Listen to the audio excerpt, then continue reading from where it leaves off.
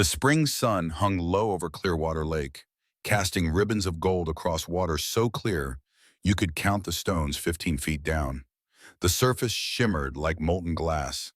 Pine trees climbed the valley walls in dark green waves. Somewhere high above, an eagle circled on thermal currents, hunting.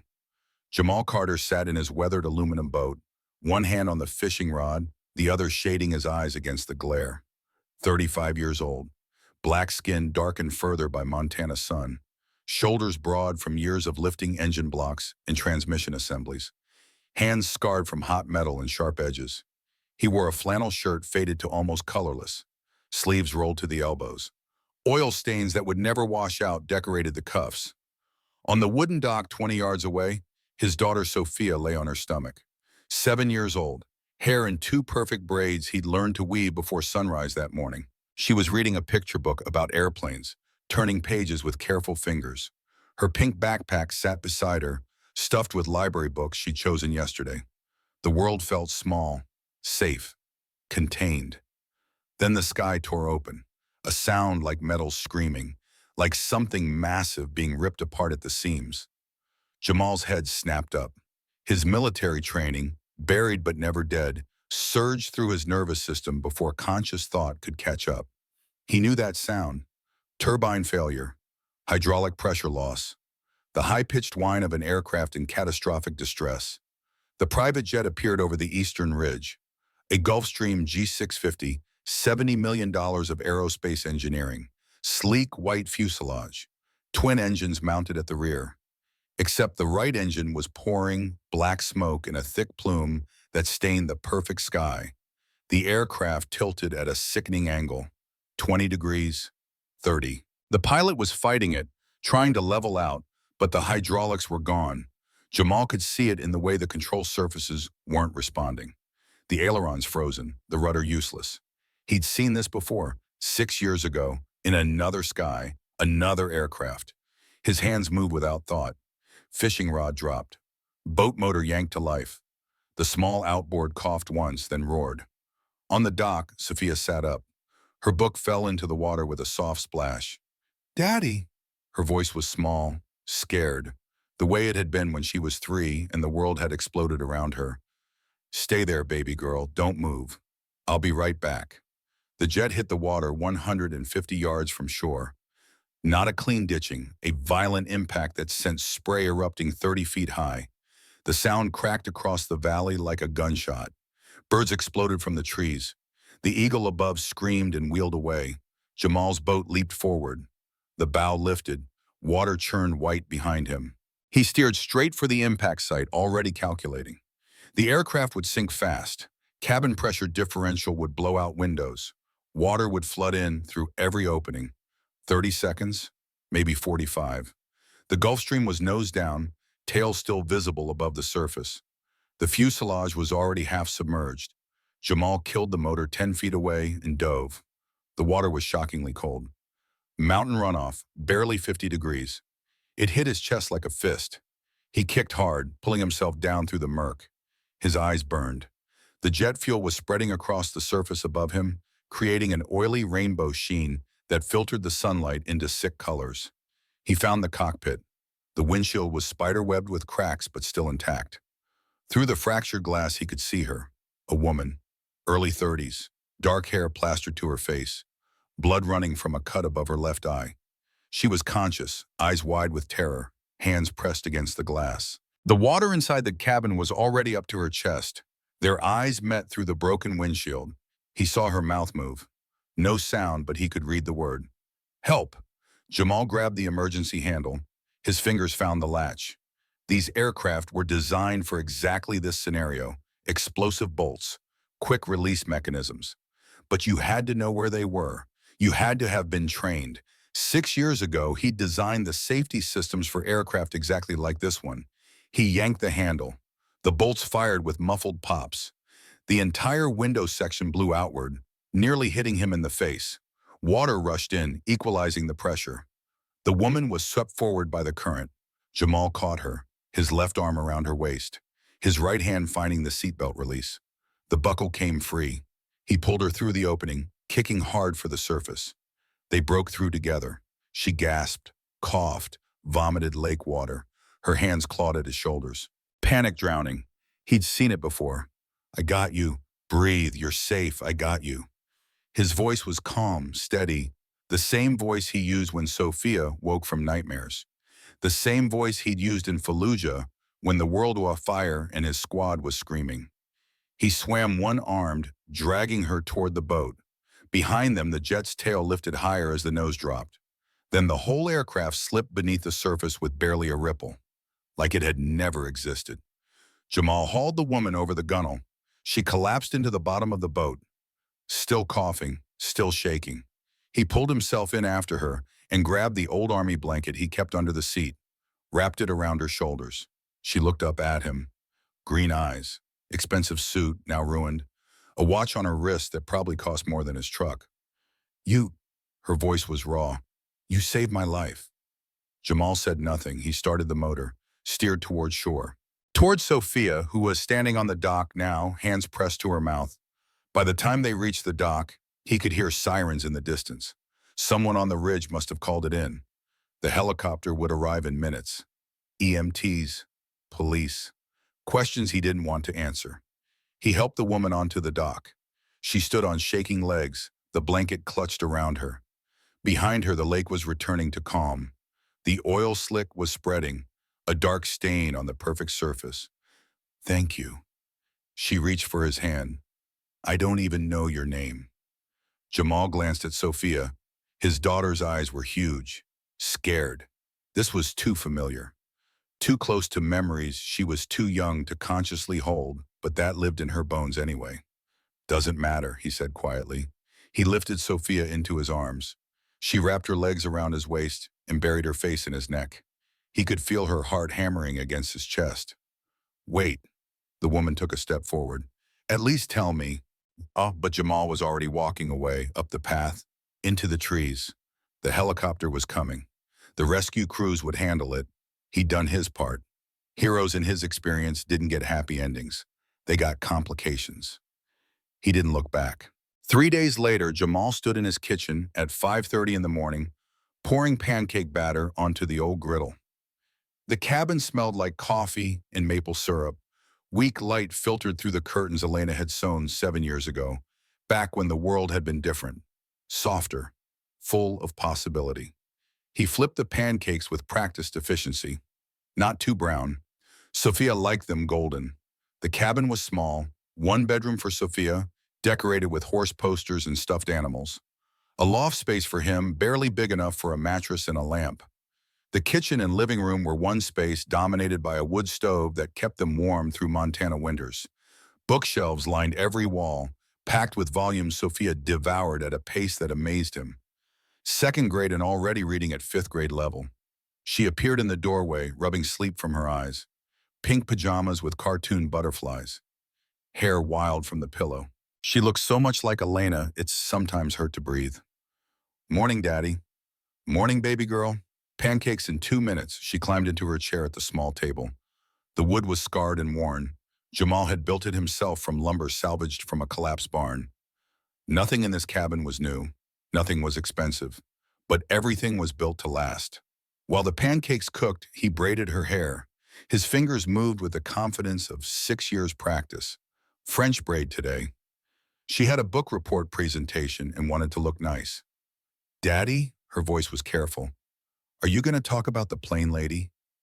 Jamal's hands paused for half a second, then continued weaving. What about her? Kids at school say she's really rich, like billionaire rich. They say she's looking for you. He tied off the braid with a pink elastic, kissed the top of her head. People say lots of things, Soph. Doesn't make them true. But it is true, right? You did save her? He met her eyes in the reflection of the old mirror hanging by the door.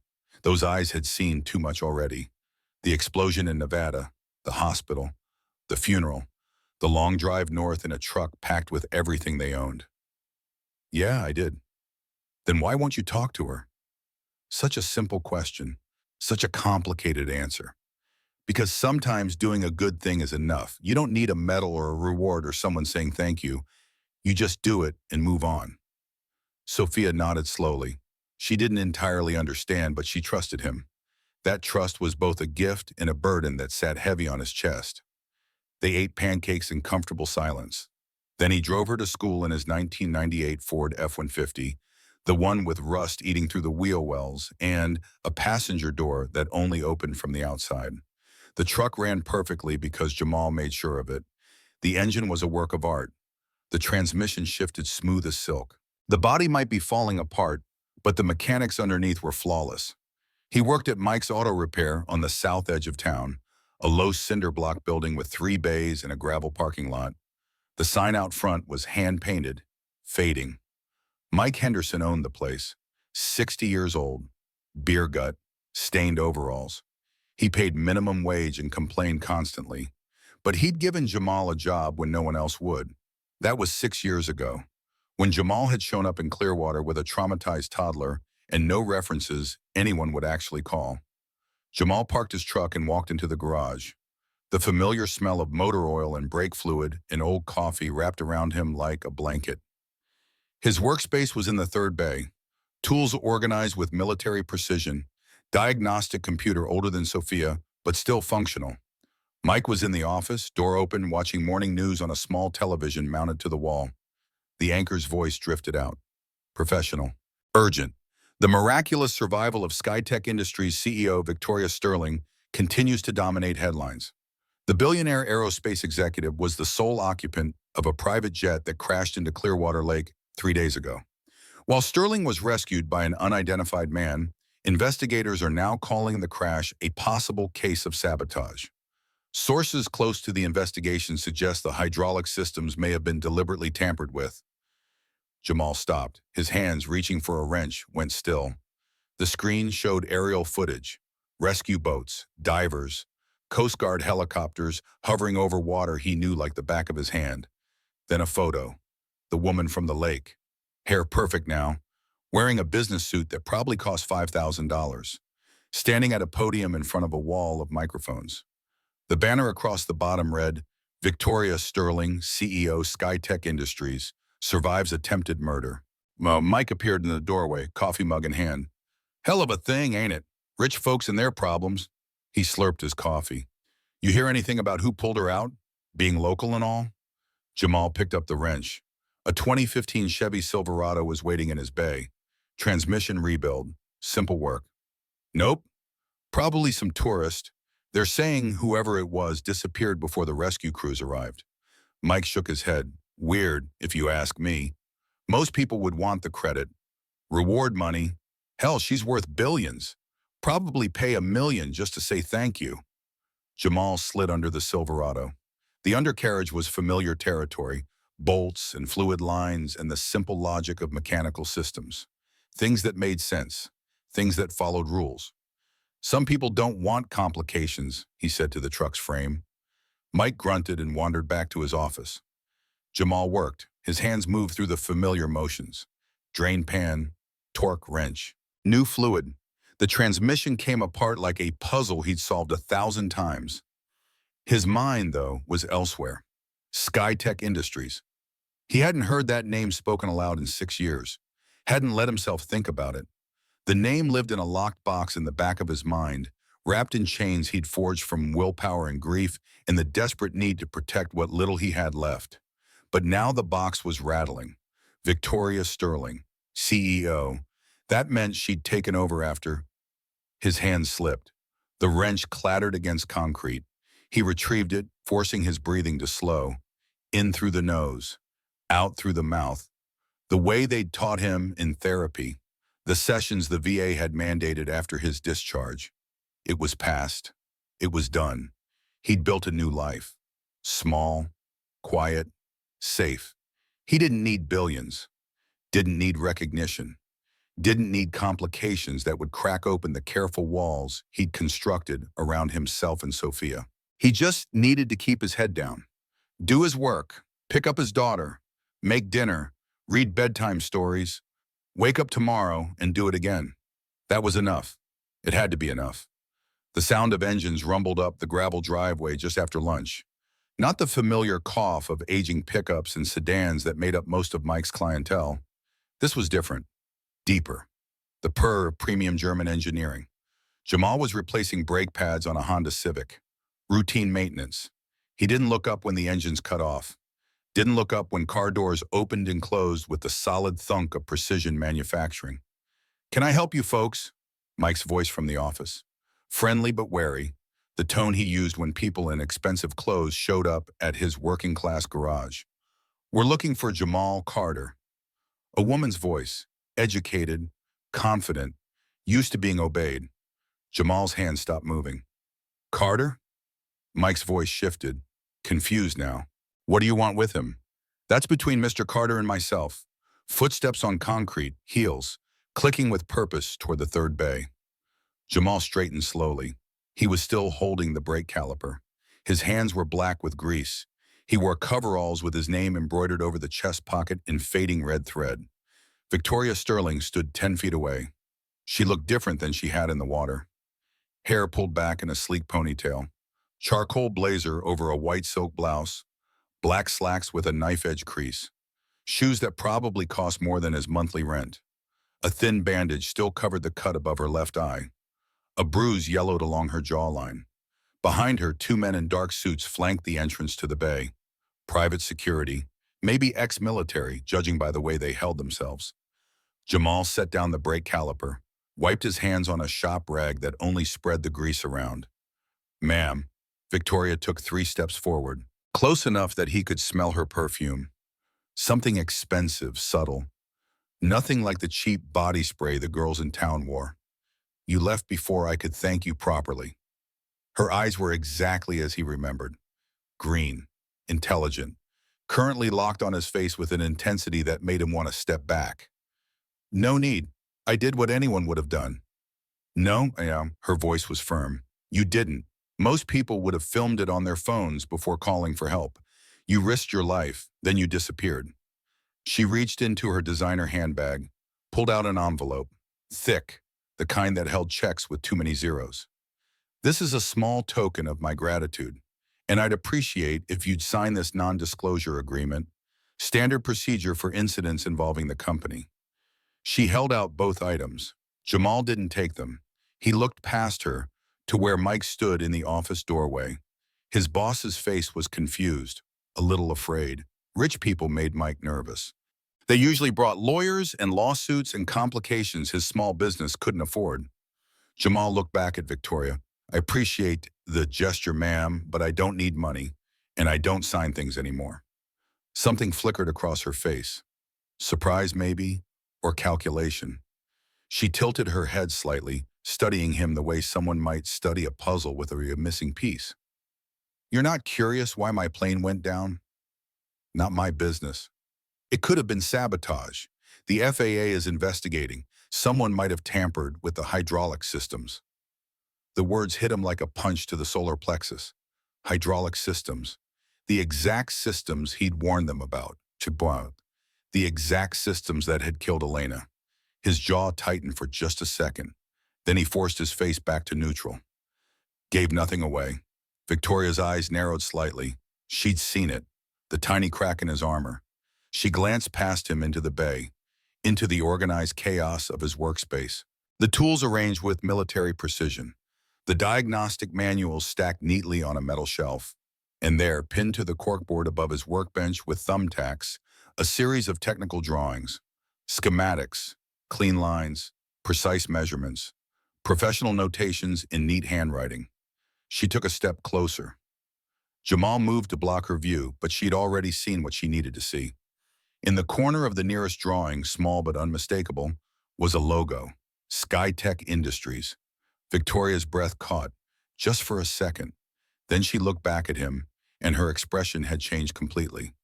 The polite gratitude was gone. Now there was recognition, understanding, and something that might have been guilt. "You worked for SkyTech." It wasn't a question. Jamal said nothing. "How long ago?" Still nothing. Victoria glanced at the schematics again. They were old. The paper yellowed, some of the edges torn, but the work was brilliant. Advanced hydraulic control systems for next-generation aircraft. Innovations that would have been cutting-edge 6, 7 years ago. "You weren't just any engineer, were you?" Her voice had dropped. Quieter now, almost respectful. You were senior level, maybe higher. Behind them, one of the security guards shifted. Mike was still in the doorway, completely lost. The moment stretched, taut as a wire. Then a sound shattered it. The rumble of an old truck engine. Familiar. The school day had ended early. Parent-teacher conferences or something. Sophia would be. The F-150 pulled into the parking lot. Through the windshield, Jamal could see her. Braids coming loose. Backpack on her lap. Mrs. Chen from next door was driving. She waved, dropped Sophia off, pulled away. Sophia jumped down from the truck, pink backpack bouncing. She ran toward the garage with the fearless energy of a 7-year-old who knew her daddy was there. Then she saw the black Mercedes sedans, 3 of them, gleaming in the afternoon sun, and the woman in the expensive suit standing in her daddy's workspace. She stopped, uncertain. "Daddy?" The word came out small, worried. Every protective instinct Jamal possessed roared to life. He moved without thinking, stepped between Victoria and his daughter, held out his hand. "Just people passing through, baby girl. Go wait in the office with Mike." Sophia looked at Victoria, at the security guards, at the expensive cars. Her eyes were too knowing, too aware that the world contained threats she couldn't name but could feel in her bones. She nodded and ran to Mike, who ushered her into the office and closed the door.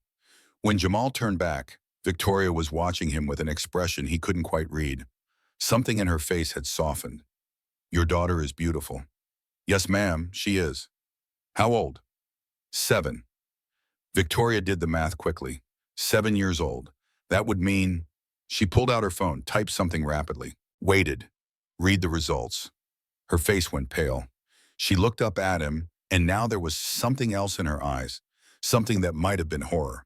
The Nevada incident, 6 years ago, the test flight that. She stopped, swallowed hard. There was a civilian casualty, observation tower. The report said, "I think you should leave now, ma'am." His voice was quiet, but there was steel underneath, the kind of steel that came from 2 tours in Fallujah and losing everything that mattered. Victoria opened her mouth, closed it. For the first time since she'd arrived, she looked uncertain. "Mr. Carter, thank you for the offer, but we're fine. We don't need anything from SkyTech. We don't need anything from you." He turned his back on her, picked up the brake caliper again, returned to his work like she wasn't there. For a long moment, Victoria stood frozen. Then she nodded slowly, to herself maybe, or to him. He couldn't tell. "If you ever change your mind." She set a business card on his workbench. Matte black, embossed silver lettering. "That's my private number. Direct line, no assistants, no gatekeepers." Jamal said nothing. Victoria walked back to her car. The security guards followed. The Mercedes engines purred to life. They pulled out of the parking lot in smooth formation, gravel crunching under expensive tires. Mike emerged from the office, Sophia's hand in his. "Jesus Christ, Carter." That was Victoria Sterling. The Victoria Sterling. What the hell just happened? Jamal set down his tools, held out his arms. Sophia ran to him and he lifted her up, settling her on his hip the way he had since she was a toddler. "Nothing, Mike, just a misunderstanding." But as he carried his daughter to the truck, as he buckled her into the passenger seat and started the engine, he could feel the weight of the business card in his pocket. And he knew with the certainty of a man who'd seen his whole world collapse once before that nothing was ever going to be simple again. Victoria Sterling didn't give up easily. That much became clear over the next 3 days. She returned the following morning. Not with the Mercedes sedans and security guards. Just herself, driving a rental Toyota Camry that looked painfully ordinary in the garage parking lot. She wore jeans, a simple white blouse, her hair down around her shoulders instead of pulled back in that severe ponytail. Jamal was changing the oil on a Ford Explorer when she walked in. He saw her reflection in the chrome bumper, pretended he didn't. "Mr. Carter." He said nothing, just kept working. "I'm not here to push the money on you. I threw the check away." She moved closer, close enough that he could see her sneakers were brand new, probably bought specifically for this visit. The leather still stiff. I'm here because I need your help. That made him pause. Not stop, just pause. The oil drained into the pan with a steady glug, glug, glug. My father died 3 months ago. Her voice was steady, but something underneath it wasn't. Heart attack, they said. Massive coronary. He was 62, ran marathons, ate organic, had a physical every 6 months. Jamal wiped his hands on the shop rag. Still didn't look at a year. People die, ma'am, even healthy ones. Not like this, not my father. Now he looked up. She was staring at him with an intensity that reminded him of forward observers calling in coordinates. Focused, desperate, certain. And now someone tries to kill me. Same company, same hydraulic systems. She took a breath. I looked you up, Mr. Carter. Former senior aerospace engineer at Skytech Industries. Honorably discharged Marine. Force Recon, 2 tours. Recipient of the Navy Cross for actions in Fallujah. His jaw tightened. Those records were supposed to be private. I also found the incident report from Nevada. The one they buried. The one that cost you everything. Her eyes glistened, but no tears fell. Elena Marie Carter, age 29, killed when observation tower collapsed during unauthorized proximity to test flight. The sound of her name in a stranger's mouth made something hot and sharp twist in Jamal's chest. Stop. Your warnings were ignored. 7 separate communications, all dismissed. And when you tried to go public, they destroyed you. Non-disclosure agreement. Blacklisted from the entire aerospace industry. I said stop. Victoria took a step back, gave him space. When she spoke again, her voice was softer. I lost my father. You lost your wife. I think the same man is responsible for both. That made Jamal go very still. Who? My uncle, Richard Sterling. He was COO 6 years ago when your wife died. He became CEO 3 months ago when my father died. She pulled a folder from her bag, set it on the workbench. I'm not asking you to trust me. I'm asking you to look at the evidence. Jamal stared at the folder. Didn't touch it. Behind them, Mike emerged from the office, took one look at the situation, cleared his throat. Carter, why don't you take your lunch break early? They sat in a booth at the back of Rosie's Diner, a truck stop restaurant with vinyl seats patched with duct tape and coffee that tasted like it had been brewing since the Carter administration. The folder sat on the table between them like an unexploded bomb. Victoria ordered black coffee. Didn't touch it. Jamal had coffee and a burger he also didn't touch. She opened the folder. Inside were documents, financial records, medical reports, flight logs. She spread them across the table with the precision of someone building a legal case. My father's autopsy, elevated potassium levels in his blood. The coroner attributed it to the heart attack. But potassium chloride injections can cause cardiac arrest. Untraceable unless you know to look for injection sites. She slid across a photo. James Sterling in a hospital bed. Even in death, he looked strong, fit, not like a man who should have dropped dead at 62. The crash investigation. Preliminary findings show the hydraulic line was cut, not worn, cut, with a precision tool sometime in the 12 hours before takeoff. More photos, close-ups of metal components. The cuts were clean, deliberate. And the financial records. She tapped a spreadsheet covered in highlighted numbers. $50 million transferred from Skytech operational accounts to a series of shells companies over 5 years. My father discovered it 6 weeks before he died. He told me he was going to the board. Then he had his heart attack. Jamal studied the documents. His engineering mind processed the data the way it always had, systematically, looking for patterns. His finger traced the transfer dates. These all happened right after quarterly earnings reports, when accounting would be distracted. Exactly. Victoria leaned forward. Richard has been embezzling for years. My father found out, confronted him, and died. You have proof of the confrontation? She hesitated. No, just my father's calendar. He had a meeting scheduled with Richard the day before he died, marked urgent. That wasn't proof, that was suspicion. But Jamal had learned in Iraq that sometimes suspicion kept you alive when proof got you killed. He sat back, looked at her carefully. really looked at her for the first time since she'd pulled him from the water. She was beautiful. He'd noticed that even through the panic and adrenaline, but there was something else now. A hardness in her eyes that came from loss, from betrayal, from discovering the world wasn't what you thought it was. He knew that look, saw it in the mirror every morning. Why come to me? You have resources, lawyers, private investigators. Because Richard owns people. Lawyers I can't trust.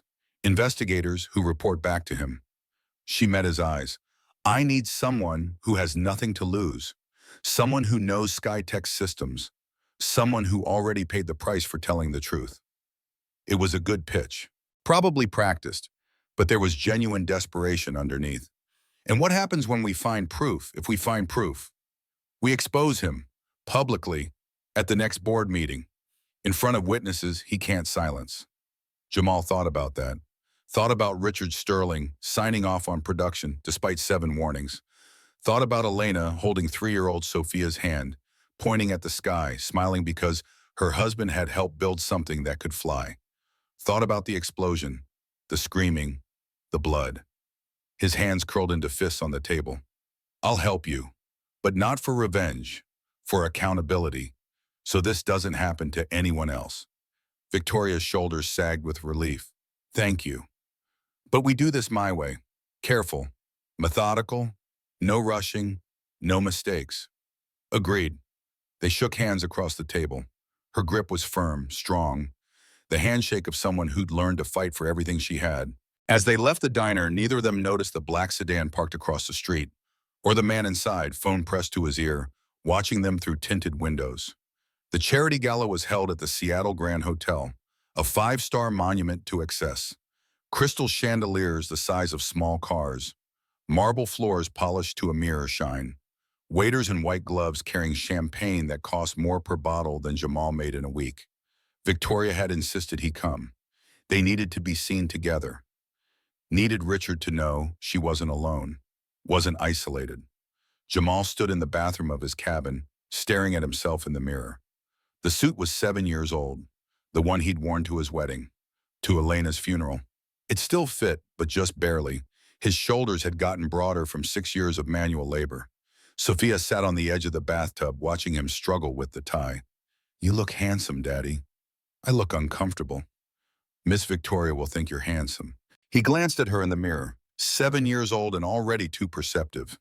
Miss Victoria and I are working together, that's all. Sophia kicked her feet against the tub. Is that why you smile when she calls? I don't smile. You do. It's small, but it's there. He finished the tie, turned to face her. She was wearing her favorite pajamas, pink with cartoon horses. Mrs. Chen from next door would stay with her tonight. Keep her safe. He knelt down, took her small hands in his. You be good for Mrs. Chen, okay? I'm always good. I know you are, baby girl. He kissed her forehead. I'll be home before you wake up. Except that was a lie, and they both knew it.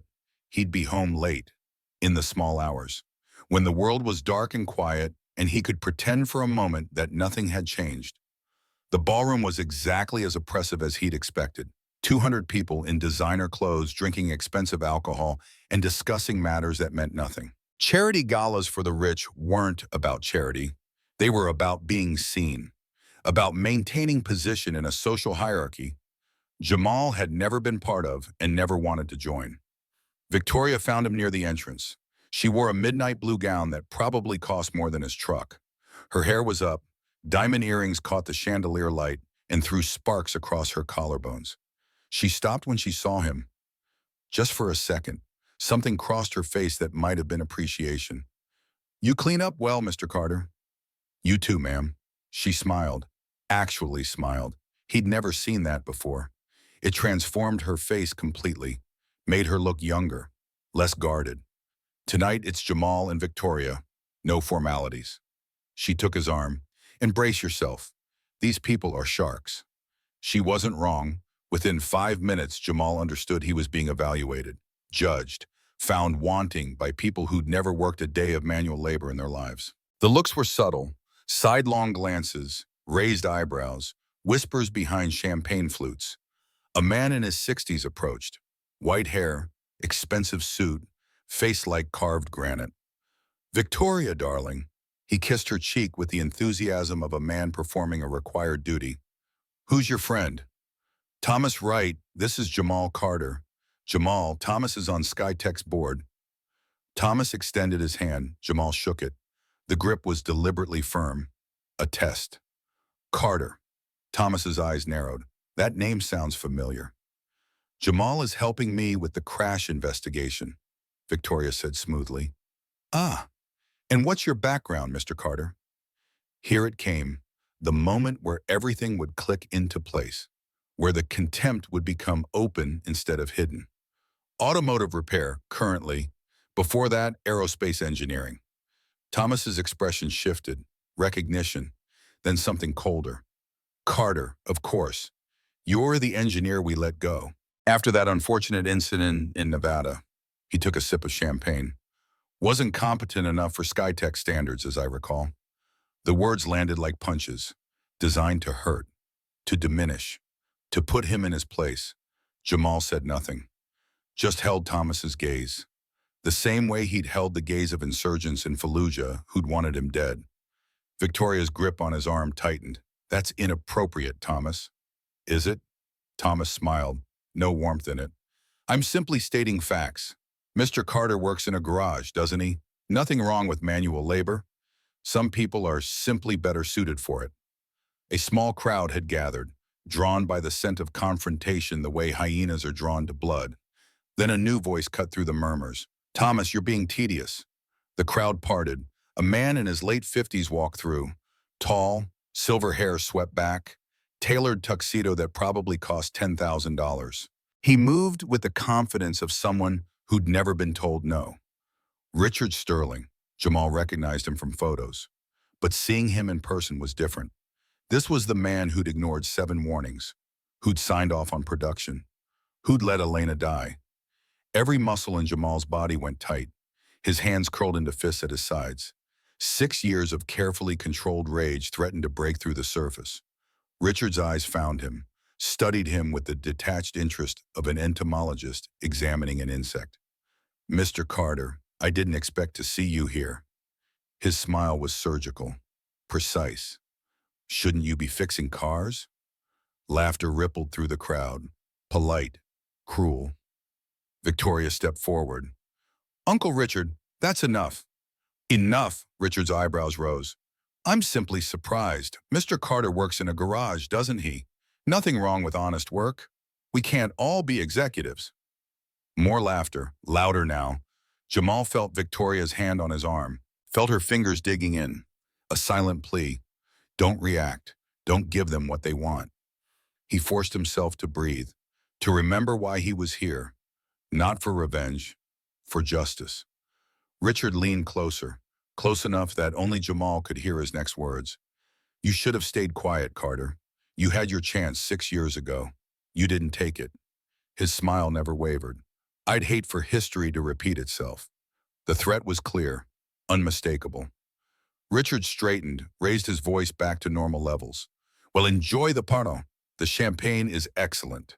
He walked away, the crowd parting before him like water. Jamal stood frozen, every instinct screamed at him to follow, to confront, to make Richard Sterling answer for what he'd done. Victoria's hand found his, squeezed hard. Not here, not now. Her voice broke through the rage, pulled him back from the edge. She led him toward the balcony, away from the lights and the laughter, and the people who thought suffering was something that happened to other people. The night air was cool. Seattle spread out below them, lights glittering like fallen stars. Jamal gripped the railing, knuckles white. I'm sorry. Victoria's voice was quiet. I shouldn't have brought you here. No. He forced his hands to unclench. You were right. I needed to see him. Needed to remember why we're doing this. She moved to stand beside him, close enough that their shoulders almost touched. They're awful, all of them. I spent my whole life in that world and never saw how awful until... She trailed off, but Jamal understood. Until her father died. Until she was alone and vulnerable and realized the people she thought were friends were really just predators waiting for weakness.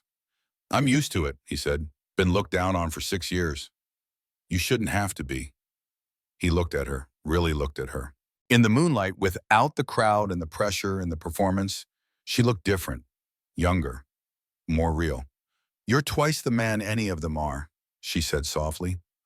The words hung between them, intimate, dangerous. Jamal felt something shift in his chest, something he hadn't felt in 6 years, something he'd thought died with Elena. He opened his mouth to say what he didn't know. His phone buzzed in his pocket. The moment shattered. He pulled out the phone. Sophia's name on the screen. His heart lurched. She never called unless something was wrong. Baby girl? Daddy. Her voice was small, scared. I miss you. When are you coming home? Relief flooded through him. Just homesickness, not danger. Soon, sweetie. Real soon. You be good for Mrs. Chen, okay? Okay, love you, Daddy. Love you too, baby girl. He hung up. When he looked back at Victoria, the moment was gone. The distance restored. Your daughter? She asked. Yeah, she's with a neighbor. Victoria looked out at the city. She's lucky to have you. I'm the lucky one. They stood in silence for a long moment. Then Victoria turned to face him. My father's house is empty. Has been since he died. I think we should search it. If Richard was embezzling, if he killed my father, there might be evidence. When? Tomorrow, while Richard's at a conference in Portland. I still have keys. Jamal nodded. Okay, but we're careful. We document everything. And if we find something, we don't touch it until we can get it legally. Agreed. They went back inside, back to the sharks and the champagne and the cruelty disguised as sophistication. But something had changed between them. A connection forged in shared loss and common purpose. Neither of them noticed the man in the corner. Dark suit, forgettable face, taking photos with a phone hidden in his palm. James Sterling's house was a mansion in the Highlands. Gated community, manicured lawns. Houses that cost $10 million minimum. The kind of neighborhood where gardeners and housekeepers were the only people of color you'd see. Victoria let them in through the front door. The alarm system beeped. She entered the code without hesitation. Inside, the house felt like a museum. Marble floors, original artwork on the walls, furniture that was beautiful but uncomfortable. Everything perfectly arranged, nothing out of place, everything except the dust. 3 months of it, coating surfaces, visible in the afternoon light streaming through floor to ceiling windows. He lived here alone? Jamal asked. After my mother died, that was 10 years ago. Victoria moved through the space like a ghost. I kept telling him to downsize, but he said this was home. They searched systematically. Jamal took the study. Victoria took the bedroom. They were looking for anything. Financial records, letters, anything that might prove Richard's embezzlement, prove the murder. The study was exactly what Jamal expected. Dark wood, leather chairs, bookshelves lined with volumes that looked red. James Sterling had been a reader, an intellectual, the kind of man who'd built an aerospace company on innovation and principle. The kind of man Richard Sterling was not. Jamal worked through the desk drawers, found nothing unusual. Tax returns, business correspondence, photos of Victoria at various ages, birthday cards, normal things. Then he noticed the painting. It hung behind the desk. A landscape, mountains and sky, beautiful but unremarkable. Except the frame was slightly crooked, and there was a small smudge on the wall beside it, like someone had touched it frequently. He lifted the painting carefully. Behind it was a wall safe, small, old-fashioned combination lock. Victoria. She appeared in the doorway, saw the safe. Her eyes widened. I didn't know that was there. You know the combination? No. Try his birthday.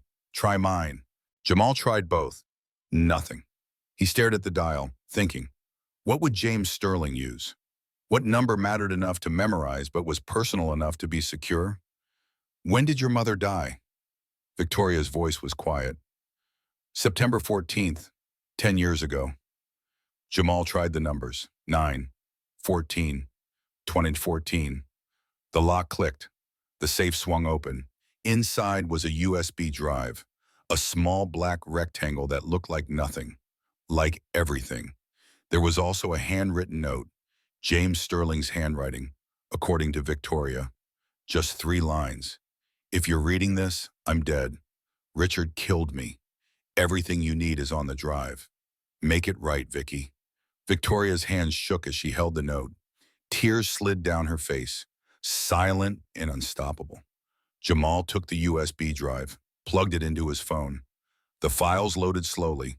Bank records, emails, wire transfer receipts. A web of shell companies and offshore accounts. $53 million. Stolen over 5 years. And audio files. Jamal clicked the first one. James Sterling's voice, recorded on his phone. Tired, angry. Richard, I know about the embezzlement. All of it. The shell companies, the transfers, I have evidence. I'm going to the board next week. A pause. Then Richard's voice. Cold. Clinical. Don't make me do something we'll both regret, James. Another pause. Is that a threat? It's a warning. You have a daughter, an empire, a legacy. Think very carefully about what you're willing to lose. The recording ended. Victoria made a sound, half sob, half rage. Jamal closed the files, pocketed the drive. This is it. This is everything we need. Victoria wiped her eyes. When she looked up, the grief was still there, but underneath it was something harder, sharper. We go to the board. We expose him. We make sure the whole world knows what he did. Agreed, but we need a plan. Need to do this right. They left the mansion. Drove in Victoria's car back toward Clearwater. Planning, strategizing. So focused on what came next that neither of them saw the black sedan following 3 cars behind. Jamal picked Sophia up from school that afternoon. She ran to the truck, backpack bouncing, braids coming loose. He lifted her up, hugged her tight. How was school, baby girl? Good. We learned about the solar system. Did you know Jupiter has 79 moons? I did know that. You're getting smarter than me. She giggled, climbed into the passenger seat, buckled herself in with practiced efficiency. They drove home on the familiar roads, past the lake, through the trees. But something felt wrong. A tension in the air. The same feeling Jamal used to get in Iraq right before an ambush. At a stoplight, a car pulled up beside them. Black sedan, tinted windows, the window rolled down. A man looked out. 30s, expensive suit, face that looked like it had been carved from concrete. He looked directly at Sophia. Then he smiled. The light changed. The sedan drove away. Sophia hadn't noticed. She was reading her library book, oblivious. But Jamal's hands were white-knuckled on the steering wheel. Because he'd seen something in that man's eyes. A message. A warning. We know where your daughter is. That night, after Sophia was asleep, Jamal sat on the cabin's small porch. Stars blazed overhead. The lake was black glass in the distance. His phone rang. Victoria. They know. Her voice was tight, controlled. Richard called, asked how I enjoyed my visit to my father's house today. He knows we have the evidence. Jamal's jaw clenched. They threatened Sophia today. Silence on the line. Then, quiet and deadly serious. I'm coming there, now. Victoria, they threatened your daughter, Jamal. This isn't just about us anymore. She was right. The moment they'd gone to James Sterling's house, the moment they'd taken that USB drive, they'd crossed a line. Richard would do whatever it took to protect himself. And Jamal had seen what that meant. He'd seen it 6 years ago in Nevada. Come, his voice was hard. We end this. Together. He hung up, went inside, checked on Sophia. She was asleep, peaceful, one arm around her favorite stuffed horse. He couldn't let what happened to Elena happen to her. Couldn't let Richard Sterling destroy another family. Tomorrow they'd go to SkyTech. Tomorrow they'd expose everything. And if Richard wanted to stop them, he'd have to go through Jamal first. The cabin door was solid, the locks new, and Jamal had skills Richard Sterling had forgotten about. Skills from Fallujah, from 2 tours fighting men who'd wanted him dead. Let them come. He'd be ready. The call came at 9:43 that night. Jamal was sitting on the porch nursing cold coffee, watching the tree line for movement. Every shadow was a threat, every sound a potential danger. His phone buzzed in his pocket. Unknown number. He answered without speaking. Mr. Carter. The voice was professional, calm, female. This is Victoria Sterling. I need to see you tonight. It's important. How did you get this number? I have resources. A pause. I need to see you. Now, there's been a development. Not a good time, ma'am. My daughter. Victoria's voice cut through, urgent now, sharp. Your daughter has asthma, doesn't she? The world went very still.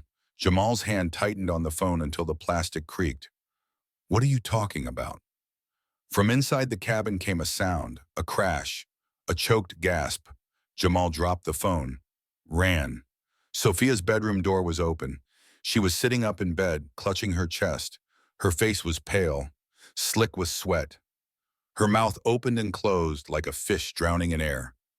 Each breath came in short, desperate wheezes that sounded like sandpaper on metal. Baby girl. Jamal was at her side in 2 strides. It's okay. Daddy's here. He grabbed the inhaler from her nightstand, the blue plastic rescue inhaler she'd had since she was 4. Shook it hard, pressed it to her lips, pressed the trigger. Nothing. He shook it again, listened for the rattle of medication inside. Empty. Ice flooded his veins. He tore open the drawer. The backup inhaler. It was always there. Always. Gone. Sophia's breaths were getting shallower, faster. Her lips were starting to turn blue at the edges. Her eyes found his, wide and terrified and trusting him to fix this, to make it better, the way he always did. Jamal ran to the bathroom, ripped through the medicine cabinet, threw bottles and boxes onto the floor. No inhaler, no nebulizer, nothing. He ran back to Sophia's room, scooped her into his arms. She was so light, too light. Her chest heaved against his as she fought for air. His phone, where was his phone? On the porch. He dropped it when he ran inside. He grabbed the landline, ancient rotary phone that barely worked, and dialed 911 with shaking fingers. 911, what's your emergency? My daughter, 7 years old, severe asthma attack. She can't breathe. I need an ambulance now. Sir, what's your location? He gave the address. The dispatcher's voice was calm, professional, maddeningly slow. An ambulance has been dispatched. They're approximately 35 to 40 minutes from your location. 40 minutes. Sophia didn't have 40 minutes. Her breathing was barely audible now, just faint whistles. Her eyes were starting to roll back, her body going limp in his arms. No, no, no, stay with me, baby girl. Stay with me. He ran for the front door, his truck. He'd drive. He'd get her there faster than any ambulance. Headlights flooded the driveway. A black Cadillac skidded to a stop in a spray of gravel. The door flew open before the engine even cut off. Victoria Sterling jumped out. She was wearing jeans and a sweater, hair pulled back in a messy ponytail. No makeup. She looked like she had dressed in 30 seconds. Get in, now. Jamal didn't hesitate, didn't question. He ran to the car, cradling Sophia against his chest, slid into the back seat. Victoria was already behind the wheel. The Cadillac's engine roared. Gravel sprayed. They launched down the dirt road like a rocket, headlights cutting through darkness. In the back seat, Sophia's breathing was growing even more shallow, the whistling almost gone. Jamal held her tighter, whispered into her hair. Stay with me, baby. Please, stay with me. Breathe. Just breathe. Victoria's eyes found his in the rearview mirror. There's oxygen in the glove box. Emergency supply. Get it. Jamal reached forward, yanked open the glove box. Inside was a small, portable oxygen tank with a mask attached. Medical grade. The kind you only had if you'd been in a plane crash and learned to be prepared. He fitted the mask over Sophia's face. Turned the valve.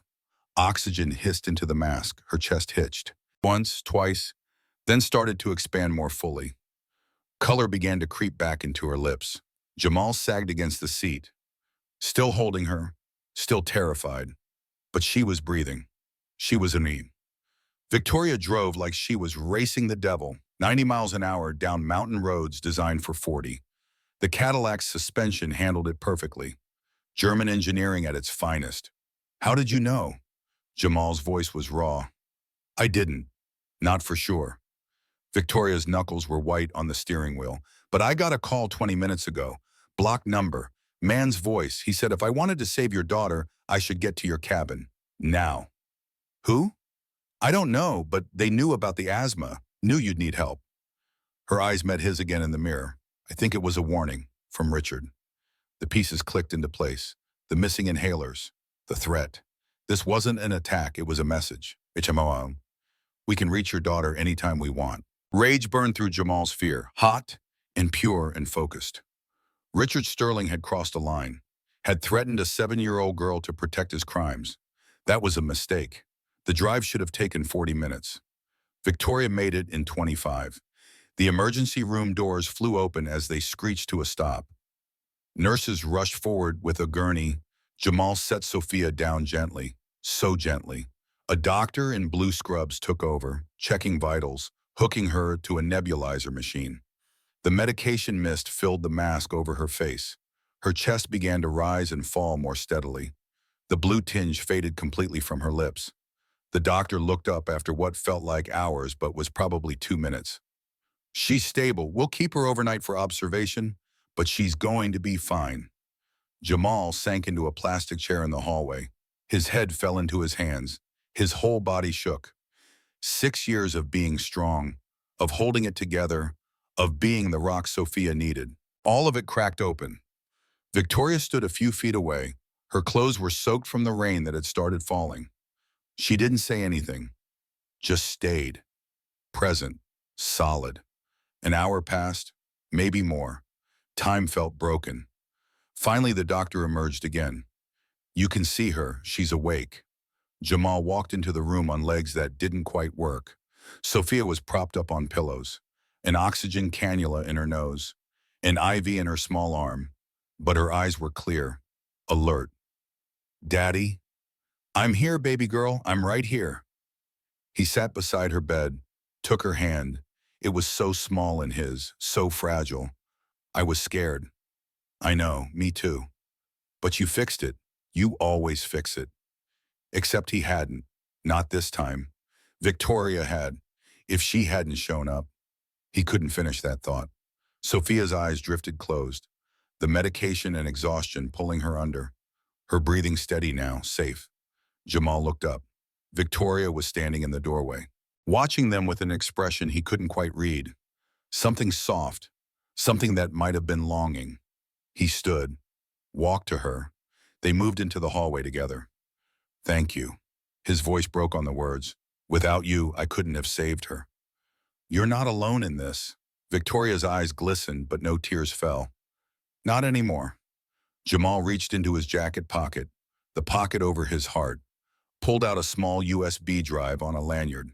He'd been wearing it around his neck for 6 years. His insurance policy, his evidence. Everything I kept, the warnings, the emails, the proof of what happened 6 years ago.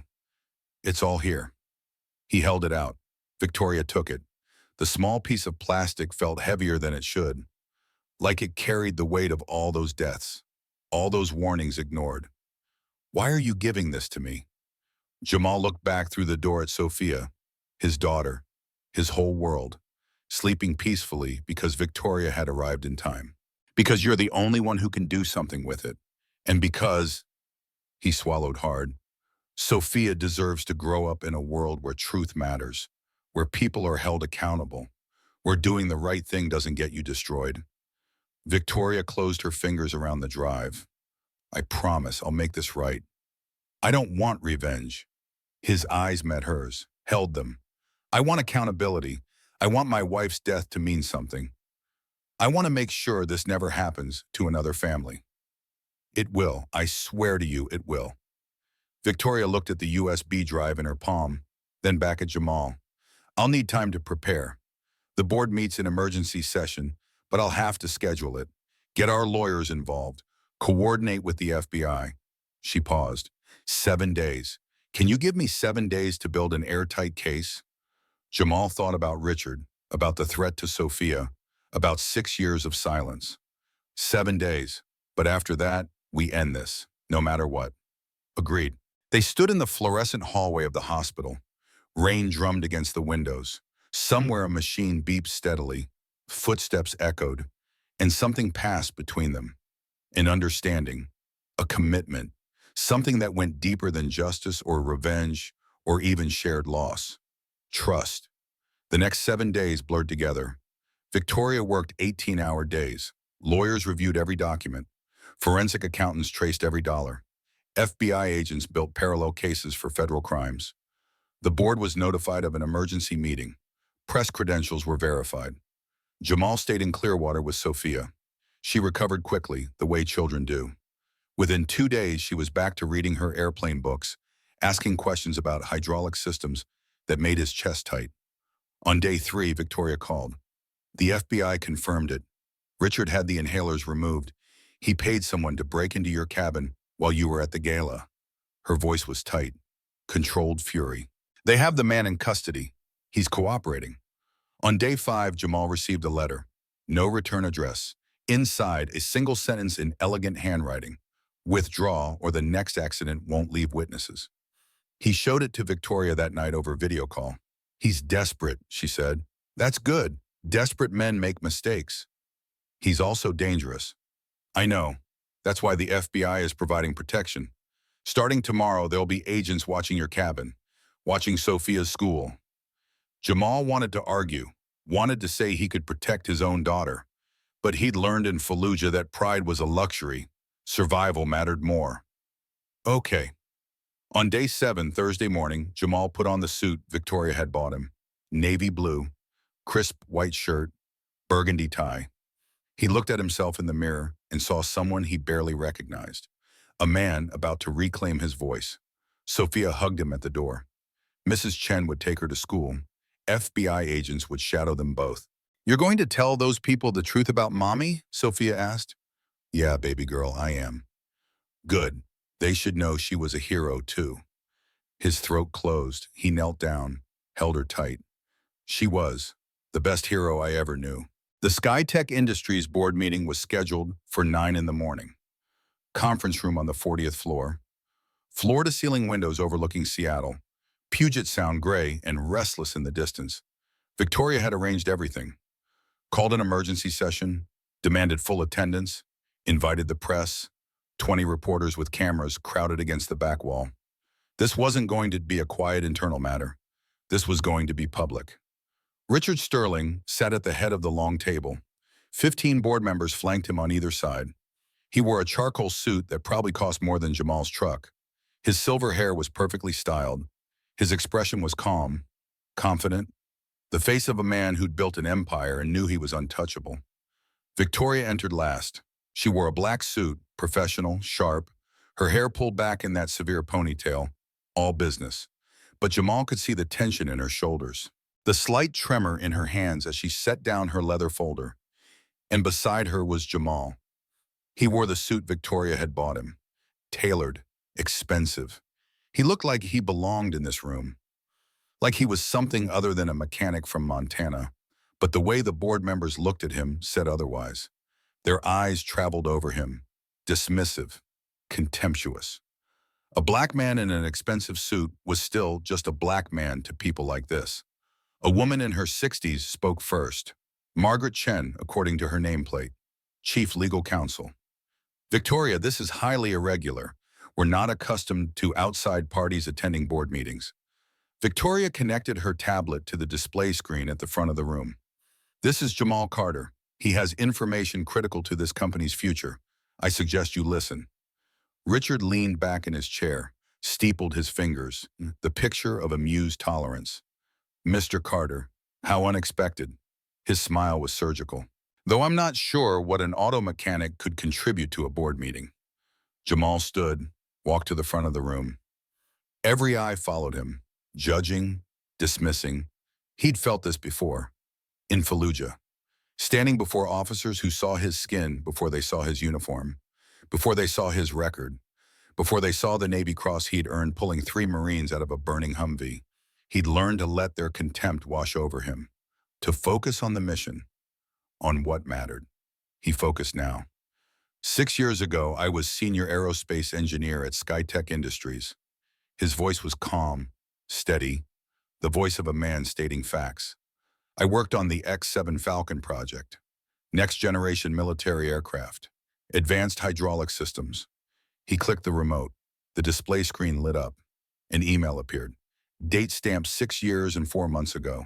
Subject line, urgent hydraulic failure risk. I sent 7 warnings about a critical flaw in the hydraulic control system. Catastrophic failure under sustained G force loads.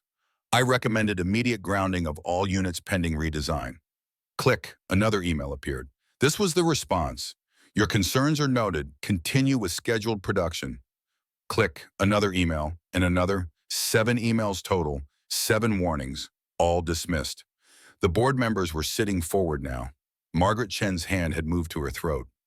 3 months after my final warning, the X-7 Falcon crashed during a demonstration flight in Nevada.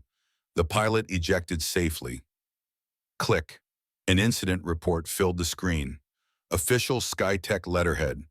Crisp professional language describing mechanical failure and tragic consequences. But there was a civilian casualty. The shockwave from the explosion collapsed the VIP observation tower. Click. A photo appeared. Elena Carter, 29 years old, beautiful, smiling, holding a 3-year-old Sophia in her arms. My wife. Jamal's voice didn't break, didn't waver. But something in the room shifted. The contempt draining away, replaced by uncomfortable silence. She died because the warnings I sent were ignored. Click, the screen changed again. An approval form, production authorization for the X-7 Falcon project. At the bottom, a signature in blue ink, Richard Sterling, Chief Operating Officer. Every eye in the room turned to Richard. The CEO's face had gone very still, the amused smile frozen, cracking at the edges. This is slander. His voice was controlled, but something underneath it wasn't. Security, remove this man. No, Victoria's voice cut across the room like a blade. We're not done. She took over the presentation. Click to a new set of documents. Bank statements, wire transfers, shell company registrations, a web of financial transactions highlighted in yellow. For the past 5 years, Richard Sterling has been embezzling from SkyTech Industries. $53 million transferred to offshore accounts through shell companies. Gasps around the table. Board members sitting back, hands over mouths, eyes wide. My father discovered this 6 weeks before he died. He confronted Richard. Victoria's voice was steady, but her hands shook slightly as she clicked to the next file. This is the recording my father made of that conversation. Audio filled the room. James Sterling's voice, tired, angry. Richard, I know about the embezzlement. All of it. The shell companies, the transfers. I have evidence. I'm going to the board next week. Richard's voice, cold, clinical. Don't make me do something we'll both regret, James. Is that a threat? It's a warning. You have a daughter, an empire, a legacy. Think very carefully about what you're willing to lose. The recording ended. Silence in the conference room. Absolute, suffocating. Victoria clicked again. A medical report filled the screen. My father's autopsy. Elevated potassium levels. The coroner attributed it to cardiac arrest, but potassium chloride injections cause cardiac arrest. Untraceable unless you know to look for injection sites. She zoomed in on a section of the autopsy report. Highlighted in red, small puncture wound, left inner elbow, consistent with injection. Noted but not investigated per standard cardiac death protocol. Another click, maintenance records. And the plane crash that nearly killed me. Hydraulic line cut with precision tools. Maintenance logs show Richard had access to the aircraft 12 hours before takeoff. Click, one final image. A photo of Sophia in her hospital bed. Oxygen mask, IV line, eyes closed. 3 days ago, someone broke into Jamal Carter's home and removed his daughter's asthma medication. She nearly died. Victoria's voice was ice now. The man who did it was paid by Richard Sterling. The FBI has his full confession. The room erupted, board members on their feet, shouting. Questions flying, cameras flashing as reporters surged forward.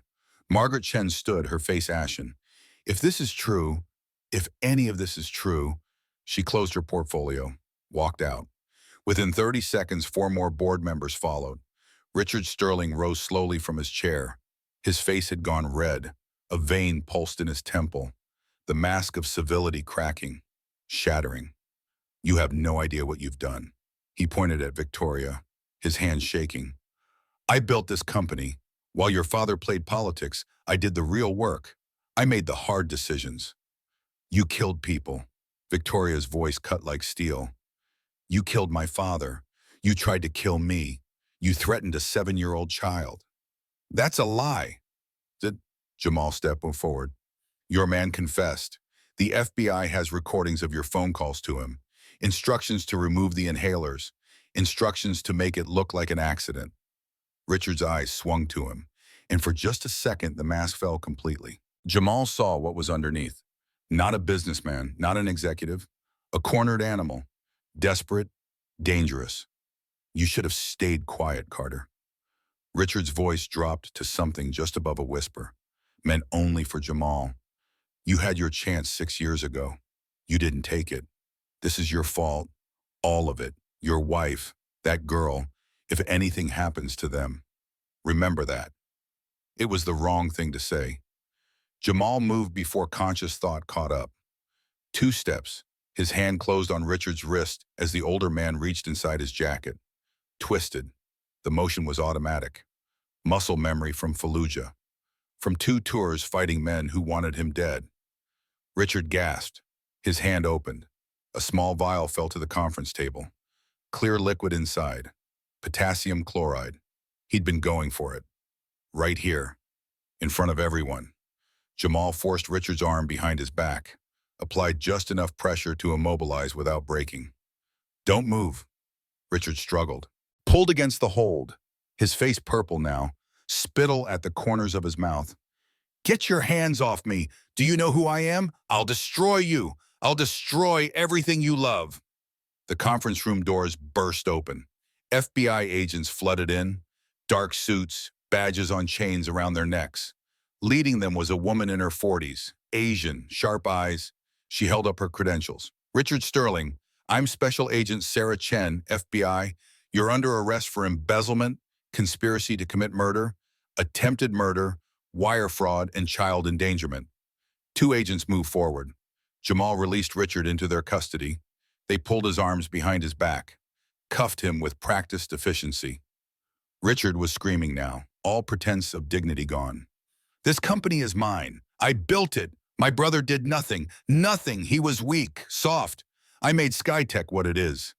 The agents led him toward the door, still screaming, still struggling. You'll regret this, Victoria. You're just like your father, weak. You'll run this company into the ground. Then he was gone. The doors closed. The screaming faded. The conference room was chaos. Reporters shouting questions. Board members in heated discussions. Phones ringing. Cameras flashing. Victoria stood at the front of the room, alone. Her shoulders squared, her chin up.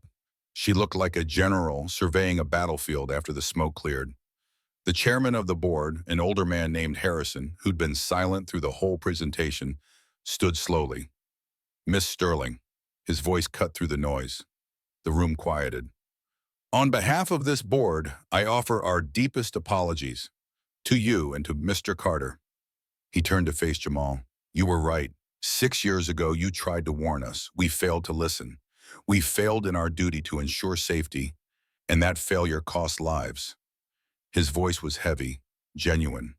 There are no words adequate to express our regret. Jamal said nothing for a long moment, just looked at these people who'd destroyed his life, who'd ignored his warnings, who'd let Elena die. When he finally spoke, his voice was quiet, but it carried in the silent room.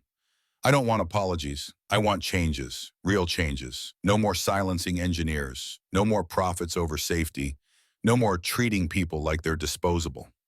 Harrison nodded slowly. We'll establish an independent safety oversight board. External engineers with full authority to ground aircraft. No executive override. He paused. Would you consider leading it? The offer hung in the air. Jamal looked at Victoria. She nodded slightly, encouraging, trusting him to make the right choice. He looked back at Harrison. I'll think about it. The media coverage was immediate and overwhelming. By noon, the story led every news broadcast. Front page of every website. Social media exploded with hashtags. Justice for Elena. Speak truth to power. Engineers matter. Richard Sterling indicted on 12 federal counts, facing life in prison, his assets frozen, his empire crumbling. SkyTech stock plummeted in morning trading, then recovered by afternoon close as Victoria announced sweeping reforms in a press conference. Independent Safety Board, full audit of all projects, compensation fund for families affected by ignored safety warnings. Jamal's face was everywhere. His name, his story, the engineer who tried to warn them, the hero who saved the CEO, the father who nearly lost everything. He watched it from Clearwater, from the safety of his cabin with Sophia curled against his side. "Daddy, you're famous." "No, baby girl, I just told the truth." "That's what makes you famous. People don't do that enough." She was 7 years old and already wiser than most adults. 2 weeks later, Jamal signed the contract. Director of Safety Oversight for SkyTech Industries. Independent authority, reporting directly to the board. Full veto power on production decisions. Remote work from Clearwater with quarterly trips to Seattle. The salary was more money than he'd seen in 6 years combined, enough to give Sophia everything she deserved. College fund, new clothes, books, a life beyond the cabin. But what mattered more was the mission, making sure no other engineer was silenced, no other family destroyed, making Elena's death mean something. 6 months passed. The Sterling Safety Foundation opened in a renovated building that had once been a SkyTech testing facility. Floor-to-ceiling windows, natural light, collaborative spaces, labs with cutting-edge technology. A plaque by the entrance read, "In memory of those lost when warnings went unheard." So that silence never costs another life. Below it, 2 names, Elena Marie Carter, James Michael Sterling. The grand opening drew hundreds. Engineers, safety advocates, families of crash victims, students, journalists, politicians. Victoria stood at the podium. She'd changed in 6 months. Her hair was softer, down around her shoulders instead of pulled back severe. Her suit was still professional, but less armor, more approachable. She smiled more, laughed more, looked more human. "6 months ago, I almost died." Her voice carried clearly through the auditorium. Not because of bad luck, not because of an unavoidable accident, but because people in positions of power chose profit over safety, chose silence over truth. She paused, let the words sink in. "One man chose differently. Jamal Carter tried to warn my company about a critical flaw. He did everything right, and for that he was punished. He lost his He lost his wife in the very accident he tried to prevent." Her eyes found Jamal in the front row. He sat beside Sophia, who wore a pink dress and had her hair in elaborate braids he'd spent an hour perfecting that morning. 8 years old now, her 9th birthday just 3 weeks away. Growing so fast it terrified him. This foundation exists because of people like Jamal. People who refuse to stay quiet when they see something wrong. Who believe that doing the right thing matters, even when it costs them everything. The auditorium erupted in applause. Standing ovation. Jamal remained seated, uncomfortable with the attention, but Sophia tugged his hand. "Stand up, Daddy. They're clapping for you." He stood, not for himself, but for Elena, for all the engineers who'd been silenced, for the families who'd lost people because warnings were ignored. The screen behind Victoria lit up with updates. Richard Sterling convicted on 8 counts, sentenced to 15 years in federal prison. SkyTech Industries establishes independent ethics board. 15 families receive settlements totaling $890 million. New FAA regulations require independent safety review for all aerospace production. Real changes, systemic changes, the kind that saved lives. Victoria stepped down from the podium. Jamal met her at the edge of the stage. "You did it," he said quietly. "We did it," she smiled. "Together." The reception lasted 2 hours. People wanted to meet Jamal, to shake his hand, to tell him he'd given them hope, that he'd shown speaking up mattered. One man, early 60s, approached with tears in his eyes. "My son was an engineer at Boeing. He tried to report problems with the 737 MAX.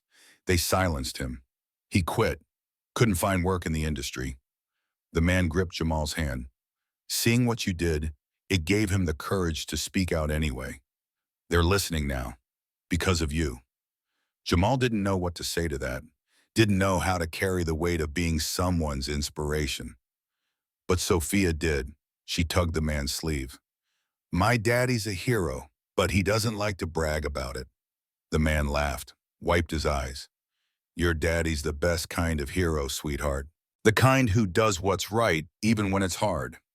Late afternoon, the crowd thinned. Jamal found Victoria on the observation deck outside the auditorium. Seattle spread below them. The sun was setting, painting the sky in shades of orange and gold. Tired? He asked. Exhausted. She leaned against the railing, but good exhausted, the kind you get from building something that matters. They stood in comfortable silence. 6 months of working together, of phone calls and video conferences, of building something from the wreckage of what they'd lost. 6 months of something neither of them had quite named, but both of them felt. Sophia asked me something this morning, Jamal said quietly. What? She asked if you were going to be her new mom. Victoria went very still, turned to look at him. What did you tell her? That it's complicated, that we're friends, that we work together. He met her eyes. But she's 8. She sees things adults try to hide. What does she see? Jamal took a breath. 6 years of being alone, of protecting his heart, of believing he'd never feel this way again, all of it pressing against his chest. That I smile when you call, that I talk about you more than I realize, that when I think about the future, you're in it. Victoria's eyes glistened. I never wanted kids, never wanted a family. I was married to my work, to the company, to building something that lasted. She looked out at the city. Then I met Sophia, and I saw what I was missing, what I'd built walls against because I was afraid. Afraid of what? Of not being good enough, of failing the way I thought my mother failed me by dying, of loving something I could lose. She turned back to him. But loving something you could is the only kind of love that matters, isn't it? Jamal thought about Elena, about the years they had had, about Sophia, about everything he'd lost and everything he'd found. Yeah, it is. Victoria took his hand, her fingers intertwined with his, warm, real, present. I love you, Jamal Carter. I love your daughter. I love the life you've built from pieces of a shattered one. His throat tightened. 6 years of holding it together, of being strong, of not letting anyone in. I love you too, but I'm terrified. Good, me too. That means it's real. They stood on the observation deck as the sun set, as the city lights began to twinkle, as the future stretched out before them, uncertain and terrifying and full of possibility. Inside, through the glass doors, Sophia was showing another little girl her model airplane, explaining how wings created lift, how hydraulic systems worked, using words she'd learned from her father. Growing up in a world where engineers were heroes, where speaking truth mattered, where doing the right thing wasn't punished but honored. The world Elena would have wanted for her. The wedding was small, just family and close friends. They held it by the lake in Clearwater on a Sunday afternoon 18 months after the plane crash. The same lake where Jamal had pulled Victoria from the wreckage, where everything had changed. Sophia was flower girl, 9 years old now. She took her duties very seriously, scattering rose petals with methodical precision. Her dress was lavender, her hair in elaborate braids woven with white flowers. When the officiant asked if anyone objected, Sophia raised her hand.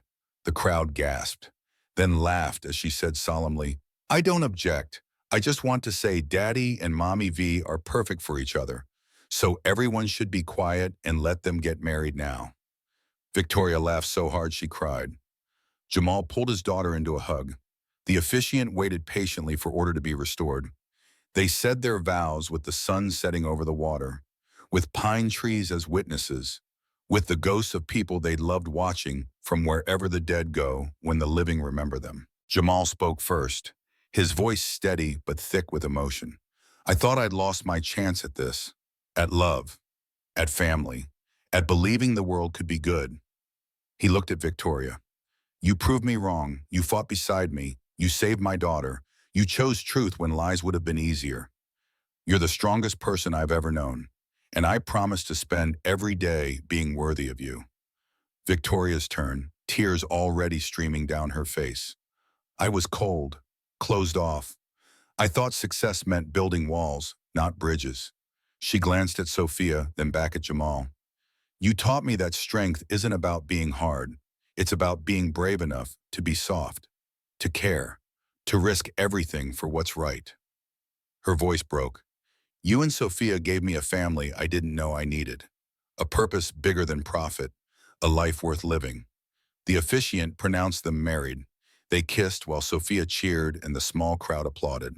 At the reception, held in a tent by the shore, Jamal danced with Sophia first, twirling her around while she giggled, then with Victoria, holding her close, grateful for second chances, for justice, for love that grew from ashes. Late in the evening, as the last guest departed, the three of them walked to the end of the dock, sat with their feet dangling over the water. The lake was black glass, stars reflected on its surface like fallen diamonds. Is it weird, Sophia asked, that this is where you almost died, Mommy V? Victoria considered the question seriously. No, sweetheart. This is where I was saved, where I met your father, where everything good in my life started. That's what Daddy always says, that bad things can turn into good things if you don't give up. Jamal looked at his daughter, 9 years old, growing so fast it terrified him. Smart, kind, brave. He looked at Victoria, his wife, the woman who'd fought beside him, who'd chosen truth over comfort, who'd loved his daughter as her own. He looked at the water, at the place where a plane had crashed, and somehow impossibly had brought them all together. Sometimes the worst moments lead to the best outcomes, he said quietly. Sometimes justice is delayed, but not denied. And sometimes family isn't just blood. It's who shows up, who fights, who loves. Sophia leaned against Victoria.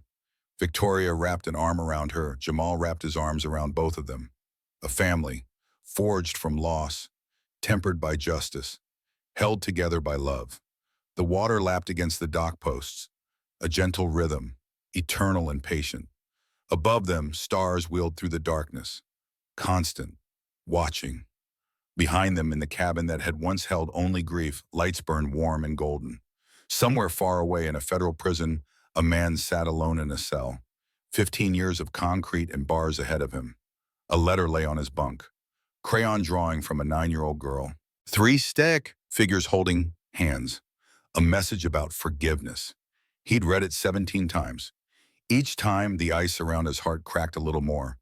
Redemption, he was learning, was possible, even for him. But here, by the lake, under the stars, 3 people sat in silence, complete, whole, home. The light on the water looked like hope, and hope, they'd learned, was enough, the end.